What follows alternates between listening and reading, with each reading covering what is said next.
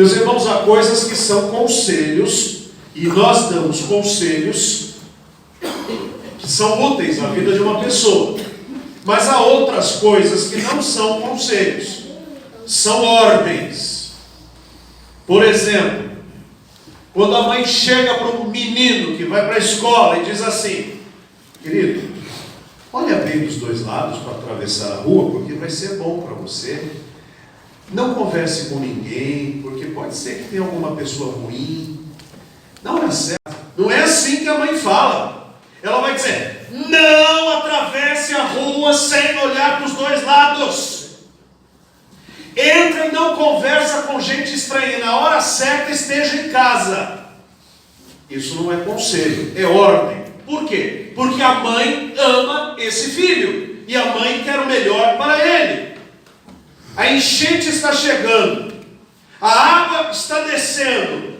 A pessoa ainda tem tempo de atravessar. Alguém desse lado não fala assim: olha, eu acho que seria útil se você pudesse acelerar o passo e atravessar. Não! Atravessa logo, a água vai te levar, venha! É diferente. Há coisas que a Bíblia aconselha, mas há outras que a Bíblia ordena. Vamos ver aqui o que a Bíblia ordena para uma vida abençoada daqueles que amam ao Senhor Jesus.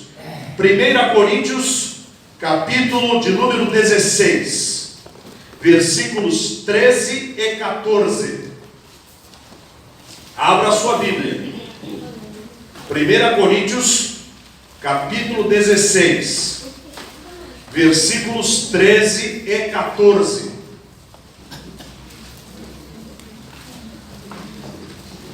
É o apóstolo Paulo dando ordens, inspirado pelo Espírito Santo aos crentes da cidade de Corinto, e a cada um dos crentes posteriores, que com a graça de Deus pudessem ter contato com a santa palavra do Senhor. É para nós isso.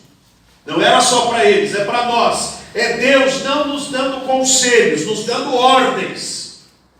E uma ordem, os militares sabem disso, uma ordem não é para ser discutida, é para ser cumprida. E a ordem da palavra está aqui. Vamos ver? Leiam comigo os dois versículos. Sede vigilantes, permanecei firmes na fé, portai-vos varonilmente, fortalecei-vos, todos os vossos atos sejam feitos com amor. Veja, meus irmãos, são 1, 2, 3, 4, 5 ordens. São 5 determinações da palavra de Deus para a nossa vida. A primeira delas: sede vigilantes. O que significa isso? Significa que eu devo estar atento. Eu devo estar com os meus olhos abertos. Para quê? Para ver se não há nenhum perigo. Alguém que está na rua esperando por outro, uma rua perigosa, ele olha para todo lado para ver se está tudo em ordem, se não há nenhum movimento errado. Ele vigia. Um vigilante de prédio, ele fica de olho nos carros que estão a passar para ver se não há nenhum movimento suspeito. Vigiar. A Bíblia diz que nós devemos ser vigilantes. O que significa isso? Que todos devemos deixar a nossa profissão e nos tornar vigilantes? Não, nós devemos vigiar para não cairmos em tentação. E se é necessário vigiar, é porque o diabo é matreiro. O diabo, ele apronta e prepara armadilhas. A gente vê quantas armadilhas para pegar rato. Eles preparam lá uma arapuca tão bonitinha, colocam lá o queijo, tudo direitinho, e põe uma armadilha. O rato vai até um determinado patamar e vê aquele queijo. Quando ele sobe no patamar, o patamar abre e ele cai numa botija. Lugares que estão infestados de rato, eles pegam 20, 30 ratos com uma armadilha daquela. Como é que os ratos vão parar lá? Porque não vigiaram, eles não têm entendimento. Eles vão e caem, mas Deus nos deu entendimento. E nós devemos ser vigilantes. Cuidado com as amizades que aparecem na rede social. Cuidado com os contatos que aparecem no Facebook. Cuidado com as conversas jocosas que não levam a lugar nenhum. Cuidado com os compromissos que vêm na nossa agenda para destruir a nossa harmonia familiar. Cuidado com as coisas que drenam o nosso tempo de oração, de leitura bíblica e de consagração na obra do Senhor. Cuidado com a cobiça. A cobiça sempre vem disfarçado de deslumbramento. Nossa, que casa linda que o vizinho comprou. Que pintura. Ah, se fosse minha. A cobiça vem assim. Que vestido bonito, moça. Que beleza. Pena que eu não achei primeiro para comprar. Nossa, que namorado bonito que você tem. Que partidão. Ah, se eu tivesse apresentado aí para minha filha primeiro. A cobiça vem, é a reclamação disfarçada. Ó Senhor, eu te agradeço pela vida. Ela não está lá essas coisas, não é a vida que eu queria, está na verdade uma porcaria. Mas que gratidão é essa? Já viram aquela pessoa que junto de uma alegria ela diz 10 tristezas? Isto é viver lamuriando, e nós devemos ser vigilantes, porque daqui a pouco teremos dó de nós mesmos, e isto é pecado. Segunda ordem, qual é? A primeira é ser vigilantes. Qual é a segunda ordem? Permanecei firmes na fé. Fé é confiança, fé é ter certeza. É que as pessoas dizem assim, tenha fé. Aí você não sabe o que é ter, fala assim, como é que a gente tem fé? Eu acho que é fazendo força. Isso não é fé. Isso provavelmente vai provocar algum efeito físico. Mas fé não é. Fé, meus irmãos, é a sensação de já ter antes de receber. Isso é fé.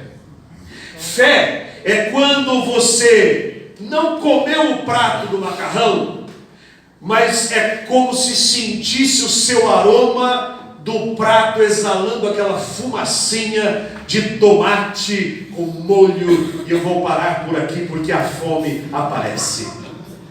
Fé é a antecipação do sentimento. Jesus disse, se orardes, crendo que já recebestes, então recebereis. A Bíblia diz, permanecei firmes na fé. E a primeira fé é a fé na salvação que temos na nossa alma. É uma esperança que passa, transpõe os murais da esperança. Ela é segurança. Que segurança sou de Jesus. Então, se eu tenho fé, diz a Bíblia, tenho que permanecer firme na fé. Irmã Anésia, muito obrigado pela sua água. Água abençoada. Isso, aí eu fico um pastor aguado. Obrigado, irmã. Permanecei firmes na fé, porque sabe o que acontece? Satanás, o nosso adversário, mina nossa fé, colocando dúvidas no nosso coração. Nós cremos que Deus dirige os nossos passos, não cremos? Mas daqui a pouco nós começamos a desconfiar que Deus deixou de governar o nosso caminho, porque coisas que não estavam planejadas aconteceram. Mas na verdade, Deus é bom o tempo todo, e Ele sabe como nos conduzir. Quando Davi escreve o Salmo número 23, ele escreve, como disse o meu querido amigo e meu pastor pessoal, pastor Haroldo Rosendo Rico, do ponto de vista da ovelha. Então, num determinado trecho do Salmo 23, ele diz assim, ainda que eu andasse pelo vale da sombra da morte, não temeria mal nenhum, porque tu estás comigo. Bem, vamos tentar olhar do ponto de vista da ovelha. A ovelha é um animal. A ovelha segue um pastor. A ovelha procura comida, que é a grama, o mato, o capim, procura água para poder dessedentar a sua sede, procura sombra. Acontece que a grama acaba, a água seca e a sombra some. E o pastor precisa conduzir estas ovelhas para um outro lugar para supri-las do necessário. O que ele faz lá na Palestina? Ele pega essas ovelhas e as coloca num estradão perto de uns pedregais sombreados, perigosos, e ele vai conduzi-las para que vão para um outro caminho até chegar no pasto melhor. Enquanto a ovelha está passando, ela diz: mas que vale da sombra da morte? Mas eu não vou ter medo não, porque o meu pastor está comigo. Uma ovelha dá uma escorregada e começa a cair no despenhadeiro. O pastor estende o cabo de guarda-chuva, que é o cajado, e a ergue, colocando-a de volta no caminho. Outra tenta se desviar por um atalho, e o pastor sabe que ela vai entrar em um espinhal. Ele pega a vara e dá uma boa varada nela, para que ela pare de entrar naquele atalho e vá para o caminho certo. Então o Senhor não desgoverna a nossa vida, mesmo que nós atravessemos vales sombrios. Nós podemos dizer assim: Senhor, eu não entendo o que está acontecendo, eu não sei porque estou aqui, mas eu sei que o Senhor está comigo. Jesus. Terceira ordem. A primeira é ser vigilantes, a segunda qual é? Qual é a quarta? A terceira, qual é? Portai-vos varonilmente. Varonil, varão, homem, decisão, significa coragem. Alguém varonil, meu Brasil varonil, é um Brasil corajoso, que se levanta, que não cai. A Bíblia diz que nós devemos ser corajosos, como diz aquele hino: corajosos, pois, em tudo defendei, em tudo combatei, marchando com ardor. O crente tem que ser uma pessoa corajosa, que encoraja os demais e encoraja a si próprio. Ele tem que olhar no espelho e dizer assim: em nome de Jesus, posso todas as coisas naquele que me fortalece. O crente não deve viver aquilo, porque há, meus irmãos, um tipo de crente cuja fé ninguém quer. Sabe qual é a fé que ninguém quer? Como vai? Pergunta para um crente: como vai? Estou com dor na coluna, dor no dente, estou com artrite, sinusite, bronquite, otite, rinite. Mas é como Deus quer. Para ir para o céu a gente tem que carregar a cruz. Ela arrasta, ela suja, ela machuca. Mas fazer o quê? Para ir para o céu é assim mesmo, né? Eu estou bem com você. Eu não quero ser um crente desse tipo. Mas muitas vezes é esse tipo de crente que a gente transparece. Crentes que não são varonis, crentes passivos. O diabo pode mais, ele foge mais do diabo do que uma pessoa do mundo. Tudo é o diabo, tudo é o demônio. Ele tem e começa a falar palavras das quais Deus não se agrada. Não tomarás o nome do Senhor em vão.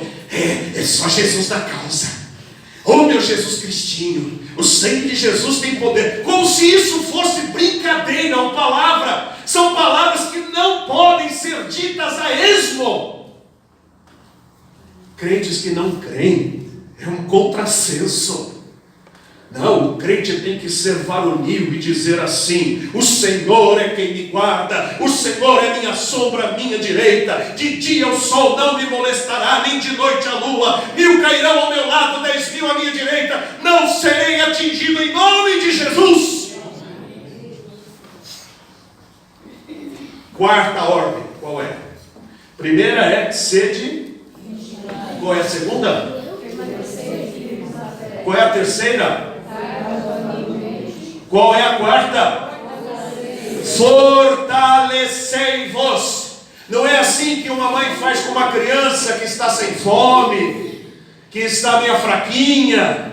Ela pega e faz uma papinha bem forte. Ou antigamente dava biotônico Fontoura.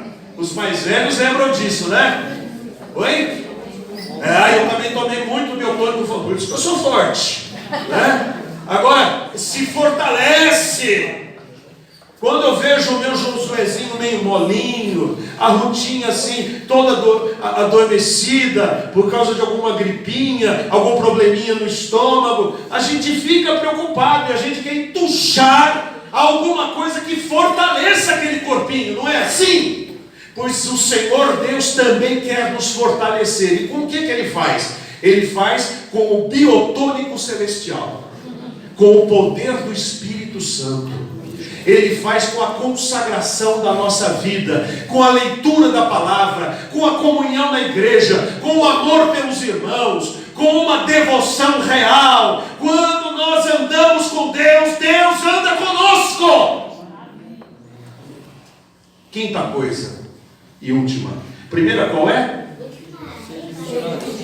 A segunda? A terceira? A quarta? E a quinta?